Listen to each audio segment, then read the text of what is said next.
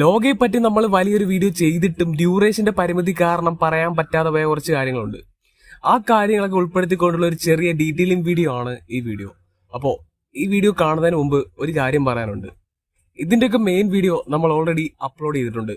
40 മിനിറ്റിന് മുകളിൽ ഡ്യൂറേഷൻ വരുന്നുണ്ട്. വീഡിയോയുടെ ലിങ്ക് കമന്റിലും ഉണ്ട്. അപ്പോ ആ വീഡിയോ കണ്ടതിന് ശേഷം ഈ വീഡിയോ കാണാൻ ശ്രമിക്കുക. അതിന്റെ ഒരു തുടർച്ച മാത്രമാണ് ഈ വീഡിയോ. ഓക്കെ, അപ്പൊ നമുക്ക് വീഡിയോയിലേക്ക് കടക്കാം. ഇന്ന് നമ്മൾ ഈ വീഡിയോയിൽ പറയാൻ പോകുന്നത് പടത്തിലെ ചില പ്രധാന പോയിന്റുകളുടെ ഡീറ്റെയിലിങ്ങും അതിനെ ചുറ്റിപ്പറ്റിയുള്ള മിസ്റ്ററിയാണ്.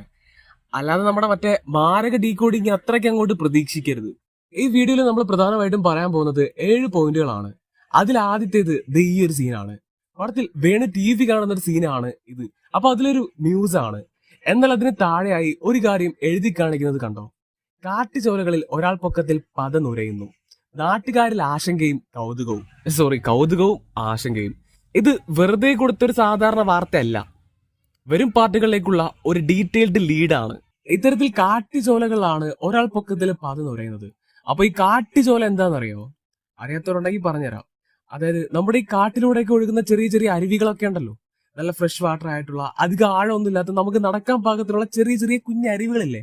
നമ്മൾ ഈ മലക്കൊക്കെ പോകുമ്പോൾ കാണത്തില്ല ഇതുപോലുള്ള ചെറിയ ചെറിയ ഒഴുക്കുകൾ. അതാണ് ഇത്. വലിയ വലിയ കാട്ടരുവികളിലേക്കുള്ള ഒരു ബൈപ്പാസ് ആണ്. ഇവിടുന്ന് വെള്ളം അങ്ങോട്ടും അവിടുന്ന് വെള്ളം ഇങ്ങോട്ടും ഒഴുകും. അത്തരത്തിൽ കാട്ടിലൂടെ ഒഴുകുന്ന ചെറിയ ചെറിയ കുഞ്ഞരുവികളിൽ ഒരാൾ പൊക്കത്തിൽ, അതായത് 1 6 പൊക്കത്തിൽ പത നുരയുന്നു എന്നാണ് അതിൽ എഴുതിയിരിക്കുന്നത്. ഇത് എന്ത് തരത്തിലുള്ള പ്രതിഭാസമാണെന്ന് നമുക്ക് പറയാൻ പറ്റത്തില്ല. അവരിതിനെ എങ്ങനെ ഏത് രീതിയിലാണ് ഇത് കൊണ്ടുവരുന്നതെന്ന് നമുക്കറിയത്തില്ല. പക്ഷെ എന്തുകൊണ്ടാണ് ഇങ്ങനെ ഒരു പ്രതിഭാസം കാട്ടുചോലകളിൽ സംഭവിച്ചതെന്ന് പടത്തിൽ തന്നെ അവർ ചില ഹിഡൻ ഡീറ്റെയിൽസ് തന്നിട്ടുണ്ട്. എന്തുകൊണ്ടാണ് ഇങ്ങനെ സംഭവിച്ചത് നമ്മുടെ കഴിഞ്ഞ വീഡിയോ കണ്ടവർക്ക് ഇപ്പൊ തന്നെ കത്തി കാണും. കത്താത്തവർക്ക് ഞാൻ കത്തിച്ചു തരാം. പ്രസന്റിൽ നടക്കുന്ന കഥയിൽ ഭൂമിക്ക് പുറത്തുനിന്നൊരു ശക്തി ഭൂമിയിലേക്ക് വരുന്നതായി ലോകയിൽ സൂചിപ്പിക്കുന്നുണ്ട്. ഈ ഒരു സീനിൽ സണ്ണി ആകാശത്തിൽ കാണുന്ന ഉൽക്കയും ബ്ലഡ് മൂണും ചന്ദ്ര ആകാശത്തിലേക്ക് പേടിയോടെ ടെലിസ്കോപ്പിൽ നോക്കുന്നതും എല്ലാം ഭൂമിക്ക് പുറത്തുനിന്ന് വരുന്ന ഈ ഒരു പവറിനെയാണ് സൂചിപ്പിക്കുന്നത്. ലോകയിൽ മൂത്തോൻ ഇവരെ വരുത്താനിടയായ ആ പ്രശ്നവും ഇത് തന്നെ ആവാം. ഇത് കൂടാതെ ഇതിനെല്ലാം കണക്ട് ചെയ്യുന്ന, കൺഫേം ചെയ്യുന്ന ഒരു സീൻ കൂടി ലോകയിൽ ഉണ്ടായിരുന്നു. ഇത് വെള്ളത്തിനടിയിൽ ഒരു ഏലിയൻ ഷിപ്പ് വീണ് കിടക്കുന്നതായി കാണാം. അതിനടുത്തേക്ക് നീന്തി ചെല്ലുന്ന ഡൈവേഴ്സിനെയും കാണാം. അത് വീണ് കിടക്കുന്നത് കടലിലാവാം, അല്ലെങ്കിൽ വലിയ പുഴയിലും ആവാം. എന്തായാലും ആ ഷിപ്പ് വീണ് കിടക്കുന്നത് മനുഷ്യന് എത്തിപ്പെടാൻ സാധിക്കുന്ന ഒരാഴത്തിലാണ്. അപ്പൊ നമുക്ക് ഈ ഒരു സംഭവത്തെ കടലോ പുഴയൊന്നും എടുക്കാതെ വെള്ളമൊന്നും മാത്രം നോക്കി കാണുവാണെങ്കിൽ ഈ വാർത്തയുമായി ഇതിനെ കണക്ട് ചെയ്യാൻ പറ്റും. അപ്പൊ ആ ഒരു ഏലിയൻ സ്പേസ് ഷിപ്പ് വെള്ളത്തിൽ വന്ന് ലാൻഡ് ചെയ്തതിന്റെ ഫലമായുള്ള ഒരു ചെറിയ പ്രതിഭാസം എന്തെങ്കിലും ആയിക്കൂടെ ഇത്?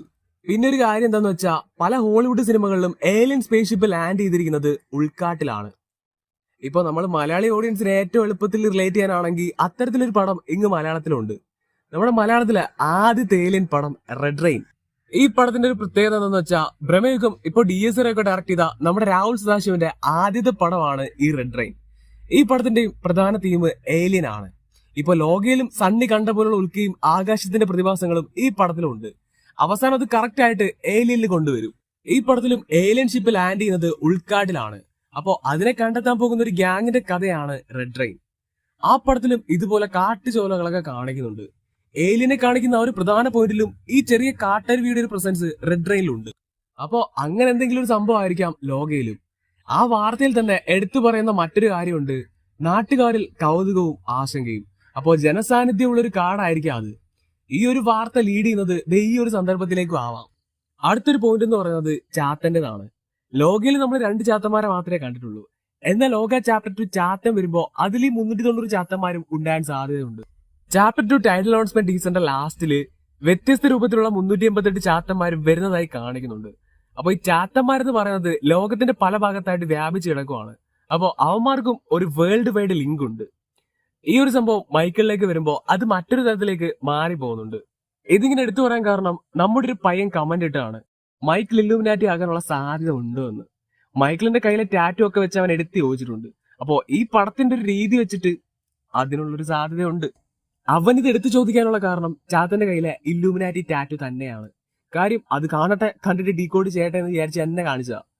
അല്ലെങ്കിൽ ഈ പടത്തിലുള്ള നേരം അത്രയും ജാക്കറ്റും ചങ്ങലാഭരണങ്ങളും ഇട്ട് പൊതിഞ്ഞു നടക്കുന്ന ചാത്തനെ ആ പോസ്റ്റ് ക്രെഡിറ്റിൽ ഇത്ര ഓപ്പൺ ആയിട്ട് എക്സ്പോസ് ചെയ്യേണ്ട കാര്യമില്ല. ആ സ്ലീവ്ലെസ്സിൽ ആ ടാറ്റു അറിഞ്ഞു തന്നെ കാണിച്ചതാ. ഇനി അങ്ങനെ ഒരു സംഭവത്തിനുള്ള സാധ്യത എന്താണെന്ന് വെച്ചാൽ, ഇല്ലൂമിനാറ്റിയുടെ സ്വഭാവവും ചാത്തനെയും വെച്ച് നോക്കുമ്പോ നല്ല സാധ്യതയുണ്ട്. പിന്നെ ഇപ്പോഴേ അതിലൂടെ കയറി പിടിക്കാമെന്നൊക്കെ ചോദിച്ചാൽ, റോമൻ റിപ്പബ്ലിക്കും ഹിറ്റ്ലറും വരെ പോവാങ്കിൽ എന്തുകൊണ്ട് ഇല്ലൂമിനാറ്റി കയറി പിടിച്ചൂടാ? ഇനി അടുത്തത് മൂത്തോനെ കുറിച്ചാണ്. നമ്മൾ ചെയ്ത വീഡിയോയിലെല്ലാം കൂടുതലായി വന്നൊരു കമന്റ് ആണ് മൂത്തോൻ ഈ യൂണിവേഴ്സിൽ വില്ലനാണോ എന്ന്. ഞാൻ ഈ പടം കണ്ട് ഈ വേൾഡിനെ പറ്റി ഇത്രയും ഡീകോഡ് ചെയ്ത് മനസ്സിലാക്കിയതിന്റെ അടിസ്ഥാനത്തിൽ പറയുവാണെങ്കിൽ മൂത്തോൻ വില്ലൻ അല്ല. മൂത്തോന്റെ ഭാഗം പോസിറ്റീവ് ആണ്. കാരണം മാർവലിനും നമ്മുടെ ലോകേഷ് കനകരാജിനും ലോകേ ഡയറക്ടർ ഡോമിനിക് അരുണിനും കോമൺ ആയിട്ടുള്ള ഒരു കാര്യമുണ്ട്. ഇവരുടെ ഈ വലിയ വേൾഡിനെ പറ്റി ചില ഹിഡൻ എസ്തെറ്റിക്സ് പടത്തിന്റെ ഏതെങ്കിലും ഒരു ഭാഗത്ത് മെൻഷൻ ചെയ്യും. ഒരു മിസ്റ്റീരിയസ് ആൻസർ എന്നൊക്കെ വേണമെങ്കിൽ പറയാം. അങ്ങനെയൊന്ന് ഈ ലോകയുടെ ഒരു പ്രധാന ഭാഗത്തുണ്ട്. നീലിയോട് മൂത്തോന്റെ ടീമിൽ ചേരാൻ കത്തനാര് പറയുമ്പോ കത്തനാര് ഒരു പെട്ടിയിൽ തൊടുന്നതായി കാണാം. അതിലൊരു കാര്യം എഴുതിയിട്ടുണ്ട്. അതൊരു ലാറ്റിൻ വാക്കാണ്, ഓംനി ആൻഡ് ബോണം. അതിന്റെ അർത്ഥം എല്ലാം നല്ലതിന് എന്നാണ്. ഇവിടെ നോട്ട് ചെയ്യേണ്ട ഒരു കാര്യം, മൂത്തോന്റെ ടീമിലേക്ക് വരാൻ പറയുന്ന ആ ഒരു പോയിന്റിലാണ് ഈ പെട്ടി കാണിക്കുന്നത്. അപ്പോ ഈ എഴുത്തും ഈ സീനും തമ്മിൽ കണക്ട് ചെയ്യുമ്പോൾ മൂത്തോന്റെ ടീമിലേക്ക് വന്നത് നല്ലതിന് വേണ്ടിയാണ് എന്നാണ് ഉദ്ദേശിക്കുന്നത്. അതുപോലെ പ്രസന്റിലും ഇതേ പെട്ടി കാണിക്കുന്നുണ്ട്. ഇപ്പൊ ആ പെട്ടി ഇരിക്കുന്നത് ചന്ദ്രയുടെ കയ്യിലാണ്.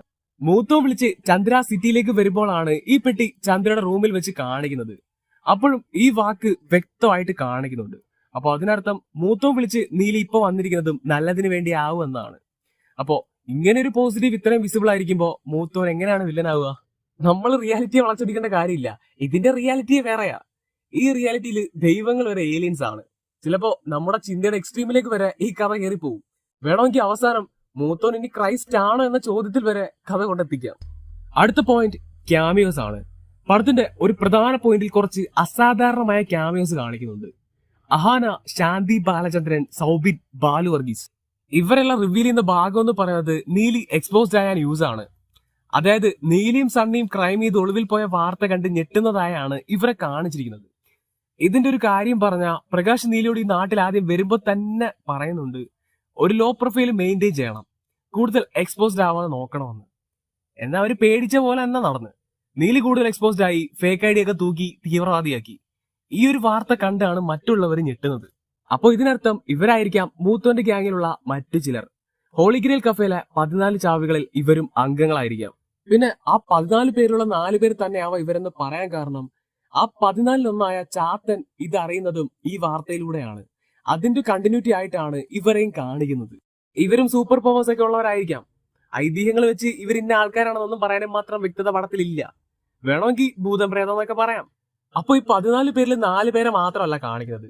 ആ ഒരു ഓർഡറിൽ ഇടയ്ക്ക് പടത്തിൽ ഓൾറെഡി കാണിച്ച ഒരാളെ കാണിക്കുന്നുണ്ട്, വിജയരാഘവന്റെ ഡോക്ടർ കുര്യൻ വർഗീസ് എന്ന് പറയുന്ന ക്യാരക്ടർ നീലി ഐഡന്റിഫൈ ചെയ്ത് അന്തം വിട്ടിരിക്കുന്ന ഒരു ഷോട്ട് ഇതിനിടയ്ക്ക് കാണിക്കുന്നുണ്ട്. അപ്പൊ ഈ കുര്യൻ ജോർജ് എന്ന് പറയുന്ന ക്യാരക്ടറും ആ 14 പേരിൽ ഒരാളാവാൻ സാധ്യത ഉണ്ടോ എന്ന് ചോദിച്ചാൽ സാധ്യത ഇല്ലാതില്ല.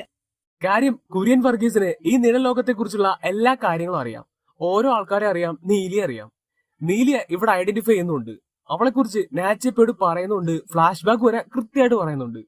ഇവിടെ ഇൻട്രസ്റ്റിംഗ് ആയിട്ടുള്ള ഒരു കാര്യം എന്താണെന്ന് വെച്ചാൽ മൂത്തോനെയും ഈ വേൾഡിനെയും സൂപ്പർ പവേഴ്സിനെ പറ്റി കൊട്ടാരത്തിൽ ശങ്കുണ്ണിയുടെ ഐതിഹ്യമാലയേക്കാൾ ഡീറ്റെയിൽസ് കുര്യൻ ജോർജ് എഴുതിയ ബുക്കിലുണ്ടെന്ന് ടോം ഇസാക്ക് പടത്തിന്റെ തുടക്കത്തിൽ തന്നെ പറയുന്നുണ്ട്. ഈ ബുക്കിലാണ് ചാത്തനെയും ഒടിയനെയും നീലയെയും കുറിച്ചൊക്കെ എഴുതിയിട്ടുള്ളത്.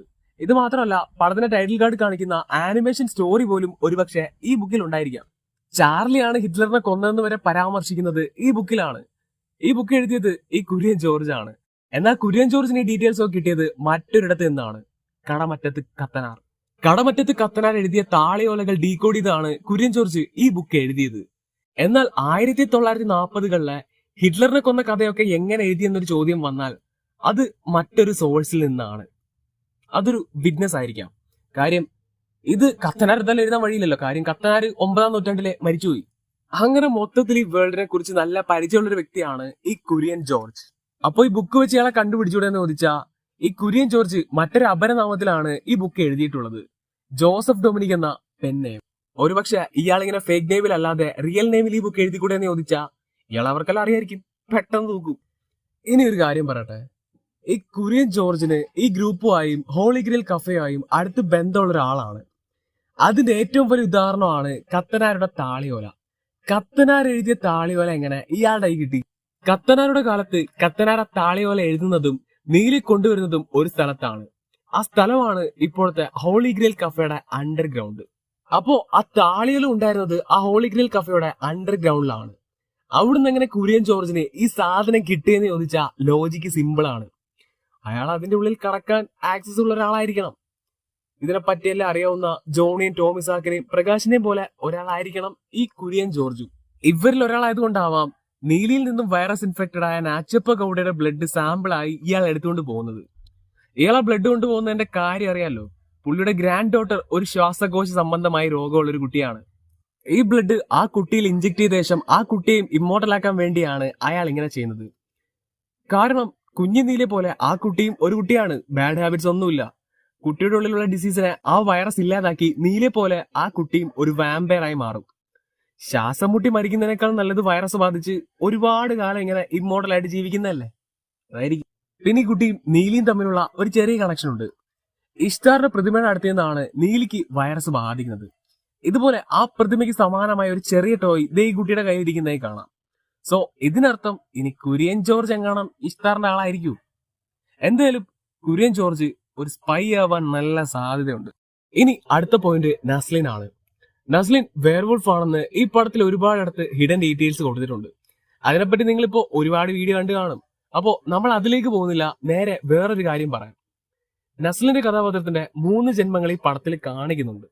ഒന്നൊരു യങ് ബ്രിട്ടീഷ് സോൾജർ ആണ്, 2 സണ്ണി, പിന്നെ ഇതുകൂടാതെ മൂന്നാമതൊരു ലൈഫ് കൂടി ടൈറ്റിൽ ക്രെഡിറ്റിൽ കാണിക്കുന്നുണ്ട്. ഈ ഒരു വിഷ്വലിൽ ഒരു വാറിൽ വാരിയറായി നസ്ലിനെ കാണിക്കുന്നുണ്ട്. ഇതിൽ മറ്റൊരു കാര്യം എന്താന്ന് വെച്ചാൽ ഇതേ യുദ്ധത്തിൽ തന്നെ ഒടിയനും ഉണ്ട്. ഇത് ആദ്യത്തെ ഷോട്ടാണെന്ന് വെക്കുക. ഇത് നസ്ലിനാണ്, പുള്ളി ഒരു വാരിയർ ആണ്. ഓപ്പോസിറ്റ് മറ്റൊരു പടയുണ്ട്. അതിന് തൊട്ടുമുമ്പ് കാണിക്കുന്നത് ഇതേ ഓപ്പോസിറ്റ് പടയുമായിട്ട് നസ്ലിന്റെ ക്യാരക്ടർ യുദ്ധം ചെയ്യുന്നതാണ്. ഇതേ യുദ്ധത്തിൽ നസ്ലിൻ ഓപ്പോസിറ്റ് ഉള്ളവരെ ഒടിയൻ കൊല്ലുന്നതായും കാണാം. അപ്പോ നസ്ലിന് വേണ്ടിയാവാം ഒടിയൻ അവരെ കൊല്ലുന്നത്. ഈ ഒരു ഷോട്ടിൽ തന്നെ ആ വാരിയറിന് പിന്നിൽ ദൂരെയായി ഇതെല്ലാം നോക്കിക്കൊണ്ടിരിക്കുന്ന ഒടിയനെയും ഒരു ലേഡിയെയും കാണാം. ഇവരെ തന്നെ ആ വാർ അവസാനിച്ച ശേഷവും കാണിക്കുന്നുണ്ട്. അപ്പോ നസ്ലിനെ ഒടിയന് നേരത്തെ അറിയാം. അതുകൊണ്ടായിരിക്കാം നീലിയും സണ്ണിയും ഹോളി ഗ്രീൽ കഫേയുടെ അണ്ടർഗ്രൗണ്ടിലേക്ക് വരുമ്പോ ചാർലി പെട്ടെന്ന് ഞെട്ടുന്നത്. ഒരുപക്ഷെ ചാർലി സണ്ണിയെ സെൻസ് ചെയ്തായിരിക്കാം. പിന്നെ എല്ലാ ജന്മത്തിലുള്ള ഒരു കോമൺ ഫാക്ടർ എന്ന് പറയുന്നത് നസ്ലിന്റെ ക്യാരക്ടർ ഒരു വാരിയർ ആണ്. ഈ ജന്മത്തിലും നസ്ലിൻ ഒരു ബ്രിട്ടീഷ് സോൾജർ ആണ്. ഇപ്പോഴത്തെ ജന്മത്തിൽ എന്താണെന്ന് വ്യക്തമായിട്ട് കാണിക്കുന്നില്ല, ഇനി കാണിക്കുമായിരിക്കും. നസ്ലിന് മറ്റൊരു പ്രത്യേകത കൂടിയുണ്ട്. ഈ യൂണിവേഴ്സിൽ നസ്ലിന്റേത് ഒരു ഗ്രേ ഷെയ്ഡ് ക്യാരക്ടറാണ്. പോസിറ്റീവും അല്ല നെഗറ്റീവും അല്ല. ഇങ്ങനെ പറയാനും ഒരു കാരണമുണ്ട്. പടത്തിൽ നീലിയുടെ വീക്ക് പോയിന്റ് എന്ന് പറയുന്നത് ഹാർട്ടും ബ്ലഡും ആണ്. എന്നാൽ ഇത് രണ്ടും കൂടാതെ ഒരു വീക്ക് പോയിന്റ് കൂടി നീലിക്കുണ്ട്. അതാണ് നസ്ലിൻ. നീലി രക്ഷപ്പെടാമായിരുന്നിട്ടും മൂത്തോന്റെ വാക്കുപോലും കേൾക്കാതെ നസ്ലിന് വേണ്ടി മാത്രമാണ് അവസാനം വരെ ഫൈറ്റ് ചെയ്യുന്നത്. ഇതിനും മറ്റേ ഒരു എസ്തെറ്റിക്കൽ ഡീറ്റെയിലിംഗ് ഉണ്ട്. നീലിയുടെ വീക്ക് പോയിന്റിൽ ഒന്ന് ബ്ലഡ് ആണ്. ആ ബ്ലഡ് ഗ്രൂപ്പ് വളരെ റെയർ ആയിട്ടുള്ള ഓ നെഗറ്റീവ് ആണ്. പടത്തിൽ നസ്ലിന്റെ ബ്ലഡ് ഗ്രൂപ്പ് ഓ നെഗറ്റീവ് ആണ്. സോ നസ്ലിൻ നീലിയുടെ വീക്ക് പോയിന്റ് ആണെന്നുള്ള ഒരു ഡീറ്റെയിലിംഗ് ആണ് ഇത്. അതുകൊണ്ട് തന്നെ നീലി മരിക്കാൻ ഇഷ്തറിന്റെ ആൾക്കാർക്ക് പ്രയോഗിക്കാൻ പറ്റിയ ഒരു ബ്രഹ്മാസ്ത്രമാണ് സണ്ണി. ഇനി സണ്ണിയും ഇഷ്തറിന്റെ ആളാണെങ്കിലോ? സണ്ണിയെ ചുറ്റിപ്പറ്റി ചില മിസ്റ്ററികളുണ്ട്. അതിലൊന്ന് സണ്ണിയുടെ ഫാമിലിയാണ്. സണ്ണിയുടെ ബാക്ക്ഗ്രൗണ്ടിനെ കുറിച്ചൊന്നും അങ്ങനെ റിവീൽ ചെയ്യുന്നില്ല. ഇടയ്ക്ക് അച്ഛനെന്തോ വിളിക്കുന്ന പോലൊരു സീനെങ്ങാനുണ്ട്, അതേ ഉള്ളൂ. ഇതിൽ ആദ്യം നമ്മൾ സണ്ണിയുടെ മുഴുവൻ പേര് നോക്കിയ സണ്ണി കുര്യൻ എന്നാണ്. ഇനി കുര്യൻ ജോർജുമായി എന്തെങ്കിലും കണക്ഷൻ അതും പറയാൻ പറ്റത്തില്ല. ഇനിത് ഈ 2 പിക്ചറാണ്. അതിൽ ആദ്യത്തേത് ഒരു തകർന്ന ദരിദ്ര നഗരത്തിൽ നിന്നുകൊണ്ട് ഒരമ്മ അങ്ങ് അകലെയുള്ള വലിയൊരു സാമ്രാജ്യത്തിലേക്ക് നോക്കി നിൽക്കുന്നതായി കാണാം. ആ അമ്മയ്ക്കൊപ്പം ഒരു മകനുണ്ട്. ആ അമ്മയാകാൻ ചിലപ്പോ ഇഷ്തർ. തൊട്ടടുത്ത പിക്ചറിൽ തന്റെ സാമ്രാജ്യത്തിന് കാവൽ നിൽക്കുന്ന മൂത്തോനെയും കാണാം. ഇവിടെ ഈ പിക്ചർ കണ്ടാൽ തന്നെ മനസ്സിലാവും ആ അമ്മയുടെ ഉള്ളിൽ ഒരു വലിയ കനൽ എരിയുന്നുണ്ടെന്ന്. തങ്ങളെ തകർത്തുകൊണ്ടാണ് അവിടെ ആ ഒരു വലിയ സാമ്രാജ്യം കെട്ടിപ്പൊക്കിയിരിക്കുന്നത്. ആ അമ്മയ്ക്കൊപ്പം ഒരു മകനുണ്ട്. സോ ഇതൊരു ത്രികോണ യുദ്ധമാണ്. മൂത്തോനും ഇഷ്തറും മാത്രമല്ല, ഇഷ്തറിന്റെ മകനും ഉണ്ട്. ഇത് 3 ആംഗിളിലാണ് ഉള്ളത്. അപ്പോ ഉറപ്പായും ഓപ്പോസിറ്റ് സൈഡിലുള്ളത് ഒരു വുമൺ പവർ മാത്രമല്ല, അതിനു പിന്നിൽ അതിനേക്കാൾ വലിയൊരു മെൻ പവർ കൂടി ഉണ്ട്. ഇനി അടുത്ത പോയിന്റിലേക്ക് പോവാം. പടത്തിൽ യാതൊരു സൂപ്പർ പവേഴ്സും റിവീൽ ചെയ്യാതെ തന്നെ ഒരു വലിയ വില്ലനെ പ്രസന്റ് ചെയ്തിട്ടുണ്ട്. അയാളാണ് ഗജേന്ദ്രൻ. ബാംഗ്ലൂർ കേന്ദ്രീകൃതമായി പ്രവർത്തിക്കുന്ന ഒരു വലിയ സിൻഡിക്കേറ്റ് ഹെഡാണ് ഈ ഗജേന്ദ്ര. ഇയാൾക്ക് താഴെ ഇയാളെ റൂൾ ചെയ്യുന്ന ഒരുപാട് ഗ്യാങ്ങുകളുണ്ട്. മനുഷ്യനെ കടത്തിയുള്ള ഓർഗൻ ട്രേഡ് ആണ് ഇയാളുടെ മെയിൻ, അവയവക്കടത്ത്. എന്നാൽ ഗവൺമെന്റിന് വരെ ഇതെല്ലാം അറിയാമെങ്കിലും ആരും മിണ്ടില്ല. പോലീസും ഭരണവും എല്ലാം ഗജേന്ദ്രന്റെ അണ്ടറിലാണ്. ആഭ്യന്തരമന്ത്രി വരെ ഗജേന്ദ്രന്റെ ഓർഡർ അനുസരിച്ച് പ്രവർത്തിക്കുന്നതായാണ് പടത്തിൽ കാണിക്കുന്നത്. ഈ യൂണിവേഴ്സിൽ ഇത്രയും ബിൽഡപ്പ് കൊടുക്കുന്ന ഗജേന്ദ്രൻ എന്ന വില്ലനെ ഈ പടത്തിൽ ഇതുവരെ റിവീൽ ചെയ്തിട്ടില്ല. പലരും ഇയാളാണ് ഗജേന്ദ്രൻ എന്ന് തെറ്റിദ്ധരിക്കുന്നുണ്ട്. ഇയാൾ ഗജേന്ദ്രനല്ല, ഗജേന്ദ്രനൊപ്പമുള്ള ഒരാളാണ്. പടത്തിൽ ശിവജിത്ത് ചെയ്ത ക്യാരക്ടർ ഗജേന്ദ്രനല്ല. യഥാർത്ഥ ഗജേന്ദ്രനെ പടത്തിൽ അത്രയ്ക്ക് അങ്ങോട്ട് റിവീൽ ചെയ്യുന്നില്ല, എങ്കിലും ചെറുതായി കാണിക്കുന്നുണ്ട്. ഈ ഒരു ഷോട്ടിൽ ഗജേന്ദ്രനെ കാണിക്കുന്നുണ്ട്, ബട്ട് ഫേസ് റിവീൽ ചെയ്യുന്നില്ല. ലാസ്റ്റ് ശിവജിത്തിന്റെ ക്യാരക്ടർ മന്ത്രിയുടെ അടുത്ത് വന്നിട്ട് പോകുമ്പോ ആ സ്പോട്ടിൽ തന്നെ ഗജേന്ദ്രൻ മന്ത്രിയെ വിളിക്കുന്നുണ്ട്. അപ്പോ ഈ ഗജേന്ദ്രൻ എന്ന ക്യാരക്ടറിനെ ഇങ്ങനൊരു മിസ്റ്ററി മാൻ ആക്കാൻ കാരണം ചിലപ്പോ ഇനി വരാനുള്ള ഭാഗങ്ങളിൽ വലിയൊരു സ്റ്റാറിനെ കൊണ്ടുവന്ന് ഗജേന്ദ്രനാക്കാൻ വേണ്ടിയാവും. മൂത്തോനൊക്കെ പോലെ ഇനി റിവീൽ ചെയ്യാൻ പോകുന്ന ഒരു ക്യാരക്ടർ ആയിരിക്കും ഈ ഗജേന്ദ്ര. ഇനിത് ഇയാള് നീലിയുടെ കാലത്തെ രാജാവാണ്. അതുമാത്രമല്ല, നീലിയുടെ വീക്ക് പോയിന്റ് അയാൾക്ക് നന്നായിട്ട് അറിയാം. അത് കൃത്യമായി മന്ത്രിക്ക് പറഞ്ഞു കൊടുക്കുന്നുണ്ട്. അപ്പോ ഒരു സാധ്യത എന്തെന്ന് വെച്ചാൽ ഇയാളും ഒരു ഇമ്മോർട്ടൽ ആവാൻ സാധ്യതയുണ്ട്. കാരണം എൻ ക്രെഡിറ്റില് പേര് കൊടുക്കുമ്പോൾ ശിവജിത്ത് എന്ന ഇയാളുടെ പേരിൽ ക്യാരക്ടർ മെൻഷൻ ചെയ്തിരിക്കുന്നത് കിങ് എന്ന് മാത്രമാണ്. അപ്പോ നീലിയുടെ കാലത്ത് നീലി വേണമെങ്കിൽ ഇയാളെയും കടിച്ചിരിക്കാം. അക്കാലത്ത് മദ്യവും പുകവലിയും ഒക്കെ ഒന്നും അത്ര അധികം ഇല്ലാത്ത കാലമായതുകൊണ്ട് അന്നിങ്ങേരും ഒരു ഫ്രഷ് കൺവേർട്ട് ആവാനുള്ള സാധ്യത ഒരുപാടാണ്. പിന്നെ പല ശക്തികൾക്കും പല ബലഹീനതകളാണെന്നും പറയുന്നുണ്ട്. നീലിക്ക് ഹാർട്ടും ബ്ലഡും പോലെ പല ഹീറോസിനും വില്ലനും പല ബലഹീനതകളായിരിക്കും. ചിലപ്പോ വേറെന്തെങ്കിലും അവയവങ്ങളും ആയിരിക്കാം. അതുകൊണ്ടായിരിക്കാം അങ്ങനെയായിരിക്കാം ഇവർ ഈ അവയവക്കടത്ത് നടത്തുന്നത്. ഇപ്പോ നീലിക്ക് ബ്ലഡ് എത്തിച്ചു കൊടുക്കുന്ന ഇവൻ പോലും ഈ സംഘത്തിന്റെ ഒരു ചെറിയ കണ്ണിയാവാം. കാരണം നീലി ഒരു സീനിൽ പറയുന്നുണ്ട് എത്ര റെയർ ആയ ബ്ലഡ് ഗ്രൂപ്പ് ആണെങ്കിലും ഇവൻ ഒപ്പിക്കുമെന്ന്. അപ്പോ ഇങ്ങനൊക്കെ ചിന്തിക്കാതിരിക്കേണ്ട കാര്യമില്ല. സാധ്യതകൾ മാത്രമാണ്, വെറും സാധ്യതകൾ. ഇനി അടുത്ത പോയിന്റ്, ഈ സീനിൽ കുര്യൻ ജോർജിന് ആച്ചപ്പയോട് പറയുന്ന ഒരു കാര്യമുണ്ട്. നമ്മൾ കെട്ടുകഥകൾ എന്ന് വിശ്വസിക്കുന്ന ശക്തികളായ യക്ഷി, ചാത്തൻ, ഒടിയൻ, മാടൻ ഇതെല്ലാം ഇപ്പോഴും ഇവിടെ തന്നെ ഉണ്ട്. ഇതിൽ യക്ഷിയെ കണ്ടു, ചാത്തനെ കണ്ടു, ഒടിയനെയും കണ്ടു. മാടൻ എവിടെ?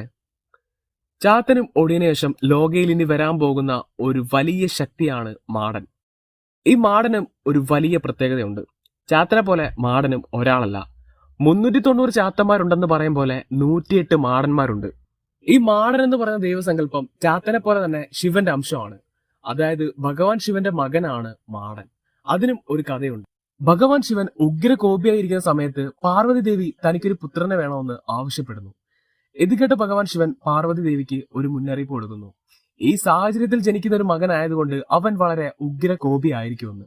അപ്പോ പാർവതി ദേവി പറയും, സാരമില്ല, എനിക്കിപ്പോ ഒരു മകനെ വേണം. അങ്ങനെ ഭഗവാൻ ശിവന്റെ തൃക്കണ്ണിലെ തീയിൽ നിന്നും സൃഷ്ടിച്ച ഒരു ശിവാംശമാണ് മാടൻ. പിന്നീട് മാടനെ ഗ്രാമങ്ങളുടെ സംരക്ഷകനായി ഭഗവാൻ ശിവൻ ഭൂമിയിലേക്ക് അയച്ചു എന്നാണ് വിശ്വാസം. ഭഗവാൻ ശിവൻ തന്റെ ഭൂതഗണങ്ങളെ ലോകം സംരക്ഷിക്കാനായി ഭൂമിയിലേക്ക് അയച്ചപ്പോൾ അവരിൽ 108 മാടന്മാർ ഭൂമിയിലെ ഗ്രാമങ്ങളിൽ, കാടുകളിൽ, മലകളിൽ, നദികളിൽ സംരക്ഷകനായി എന്നും കഥയുണ്ട്. ഈ 108 മാടന്മാരെ 108 ആത്മീയ പ്രതീകമായും 108 ദിശകളുടെ ശക്തിയായും കണക്കാക്കപ്പെടുന്നു. അപ്പോ ലോകയിൽ മാടന് ഈ കഥ ആയിരിക്കില്ല, അവർ മറ്റൊരു പെർസ്പെക്റ്റീവിലാണ് കഥ കൊണ്ടുപോകുന്നത്. എന്തായാലും മാടൻ എന്ന് പറയുന്ന ഈ ക്യാരക്ടർ ലോകയിലെ മറ്റൊരു വലിയ ശക്തിയായിരിക്കും. എന്തായാലും ആ ക്യാരക്ടർ മറ്റേതെങ്കിലും ഒരു സ്റ്റാർ ആയിരിക്കും ചെയ്യുന്നത്. നമ്മുടെ രൂപത്തിൽ പറയുവാണെങ്കിൽ വേണമെങ്കിൽ ഉണ്ണിമൂന്തനൊക്കെ ആവാം. വെറുതെ പറഞ്ഞതാണെങ്കിലും ഈ ഡയറക്ടർ ആദ്യം എഴുതിയ പടത്തിലെ നായകനും ആദ്യം ഡയറക്ട് ചെയ്ത പടത്തിലെ വില്ലനും ഉണ്ണിമൂന്തനായിരുന്നു. ഈ 2 പടത്തിലും ടൊവിനോയുണ്ട്. കൂടാതെ ലോകയുടെ താങ്ക്സ് കാർഡില് ഉണ്ണിമൂന്തന്റെ പേരുമുണ്ട്. അപ്പൊ ഇത് ഞാൻ എന്റെ ഒരു ഊഹം മാത്രം പറഞ്ഞതാ, അങ്ങനെ നടക്കുന്ന ഒരുറപ്പുമില്ല. ജസ്റ്റ് ഒരു സാധ്യത മാത്രം. അപ്പോ ഇത്രയാണ് വീഡിയോ.